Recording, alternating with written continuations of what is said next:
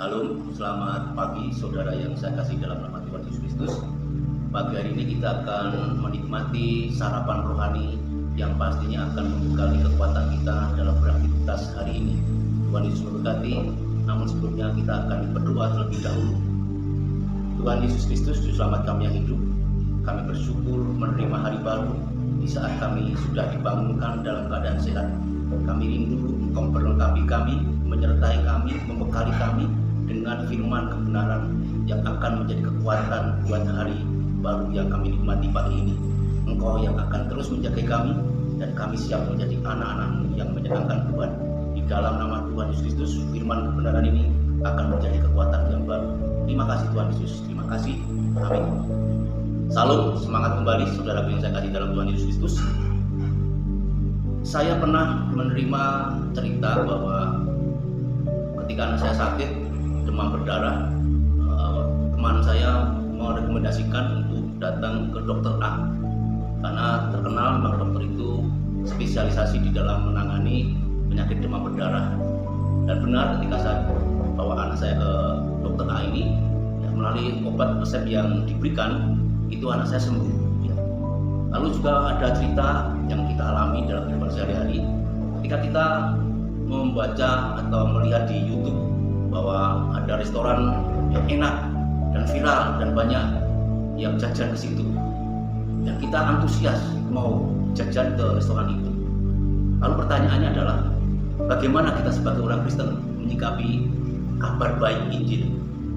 Pastinya kita tidak seperti yang respon yang kita berikan seperti ketika kita menerima kabar bahwa dokter A begitu mujarabnya ketika memberikan resep, atau juga meresponnya dengan antusias ikut memviralkan bahwa restoran A, restoran itu enak dan murah terjangkau.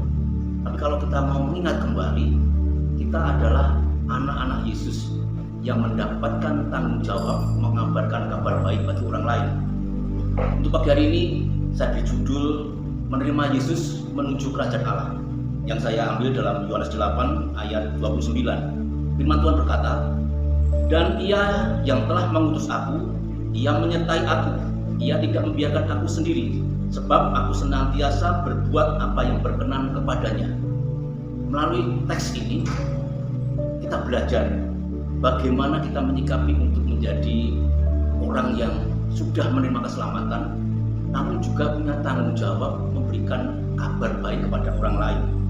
Dan kita benar tahu bahwa dalam perikop ini, narasi ini, di ayat 23, 26, 29, Yesus mengatakan dia datang dari atas, dia diutus dari Bapa, dia dijadikan pribadi yang menyerupai, menyamai keberadaan manusia yang berdosa. Tapi kita jelas mengimani bahwa Yesus Kristus yang dari atas itu tidak berdosa. Dan ketika Yesus datang dengan begitu banyak mujizat keajaiban dan memberikan janji kehidupan kekal, terkadang manusia yang diterimakan untuk menerima kabar ini masih saja menolak. Di ayat 24, "Sebab jikalau kamu tidak percaya bahwa akulah dia, kamu akan mati dalam dosa." Ingat bahwa manusia sejak jatuh dalam dosa tidak akan bisa dengan upayanya sendiri, dengan jerih lelahnya sendiri, bisa sampai ke dalam kerajaan Allah kalau bukan melalui Yesus. Yesus mengatakan akulah dia. Dalam ayat 28 mengatakan demikian, akulah dia yang dari atas. Berarti kita sebagai orang berdosa dan kita yang sudah dijadikan anak-anak kerajaan Allah, sudah tiba waktunya membagikan keselamatan itu kepada orang lain. Karena Yesus mengajarkan hidupnya, pengabdiannya, tujuannya, puncaknya adalah kematian di kayu salib. Maka itu di dalam ayat 29 Yesus Kristus jelas mengatakan, "Dan Ia Bapa yang telah mengutus aku, Bapa menyertai aku. Ia tidak membiarkan aku sendiri, sebab aku senantiasa berbuat apa yang berkenan kepadanya." Yesus sudah memberi teladan hidupnya untuk menjadi perkenan Bapa. Dan kita yang sudah menerima keselamatan harus berkenan, menyenangkan untuk Yesus Kristus, Tuhan Juru Selamat kita ini. Seperti yang dicatat oleh Yohanes dalam pasal 14 ayat 6, "Akulah jalan, kebenaran dan hidup." Itulah Yesus Kristus kita. seperti yang tertera di dalam ayat 12 pasal 8 dalam Yohanes, Yesus Kristus adalah terang dunia. Maka itu, sebagai anak-anak Tuhan, kita sudah punya pegangan.